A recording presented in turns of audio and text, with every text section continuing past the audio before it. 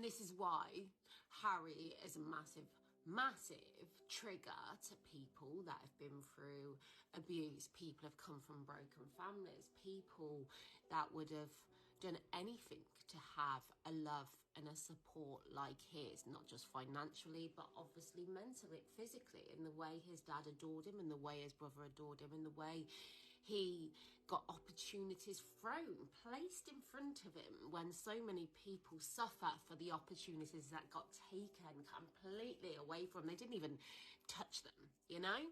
Now, to any of my new followers, which I've gained a few about speaking openly about the triggers in front of me, i.e. that picture of Prince Harry, I wake up today and what do we see? The reality to why he flew home to see Daddy.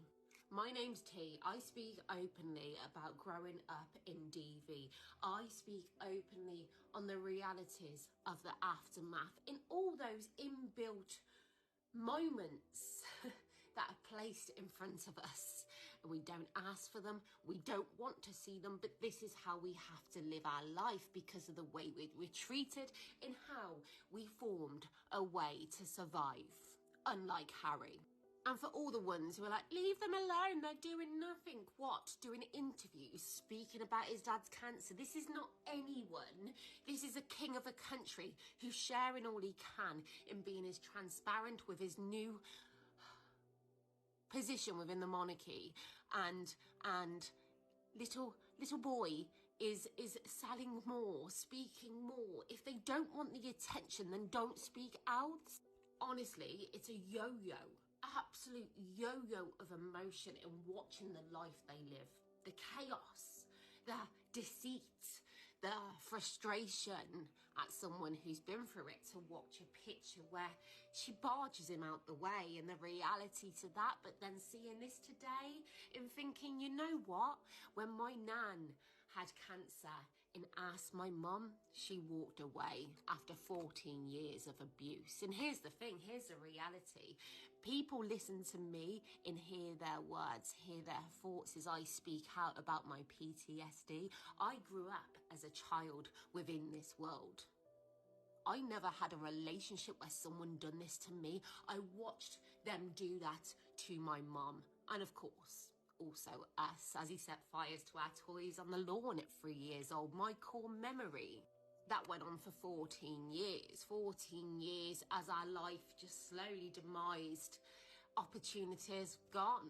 It was about being able to survive, relying on actions and behaviours everywhere I went, how to read a room. It taught me how to be silent when I needed to. It propelled me when it needed to. But then of course, when you move away from that, the aftermath, I call it, you'll see it branded all over my page, is when all these unique skills that we gain in order just to maintain a calm in our mind, they come back to haunt us because they're not used to calm and quiet and happy. So they just come along just to fuck with our minds. That feeling of worthless we always feel. Never enough for anyone. Apologising to items, chairs, because you want to nip it in the bud because you're scared it's going to go there.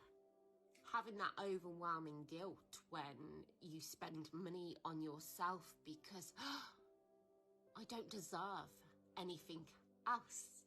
Not being able to watch certain shows, certain movies, horrors, in fact, because you know you can almost predict how it goes. You see, you understand from your time and woes.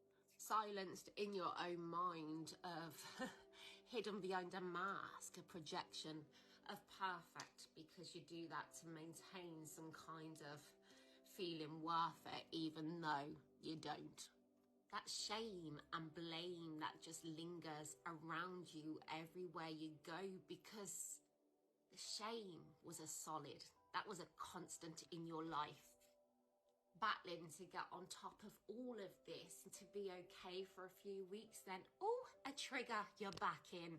And I had a lot of people go, oh, you're sick, because as you can imagine, doing social media and speaking out like this, people who have not lived it, they don't get it, they don't understand the deep impact of what it is to live a life like that and have it follow you into your adult life. I wish I didn't get it. I wish I didn't understand. I wish I didn't see perfectly what was happening in front of me. And I come on here to speak about the tools that I have grown, like understanding your life and how it impacts your now. Choosing acceptance of that, your story, because we all run away, pretend it didn't happen, but then it hinders us every day. Like a wound weeping out within. Connecting the dots when you get triggered, understanding the why so you can nip it in the bud, so you don't go in, catastrophize and overthink for the next 3 weeks as it sucks you back in. Sucks you back in with visuals of disaster, because every time it's good, you're waiting for bad, and when bad don't come, you create it in your head. Feeling insane most of your days, in the thick of the aftermath, with this canopy over your head of just bad memories popping up and out. So yes, I was triggered yesterday when I see that picture of Prince Harry.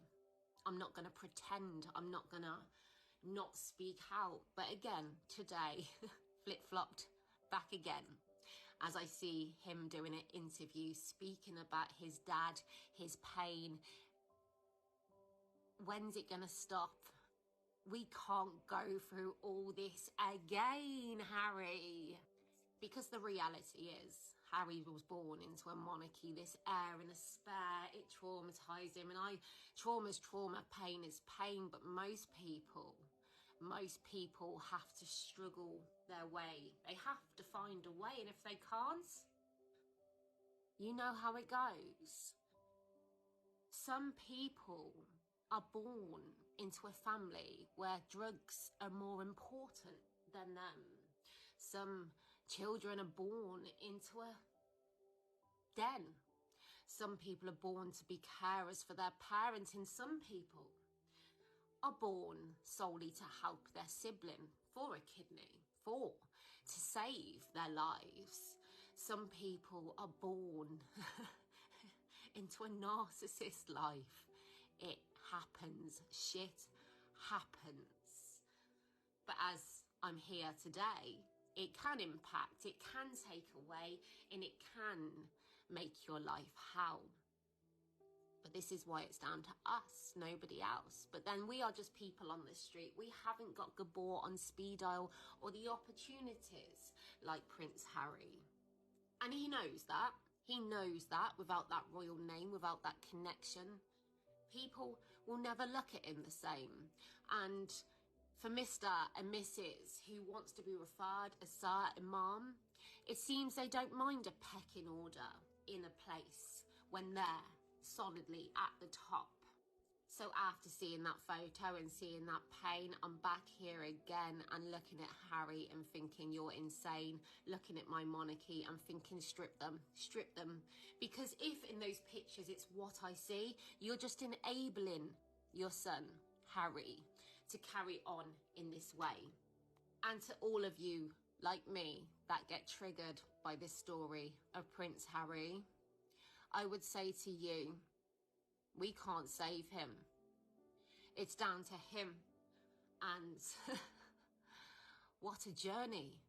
4 years of pain and devastation. And this is why we avoid the triggers, the movies, the horror films. But this is reality. This is people we've grown up watching, people we feel that connection to. So we are naturally sucked in, because those visuals that we rely on, the way we feed and the way we perceive is completely different to the rest. And this is why it's a pain to digest.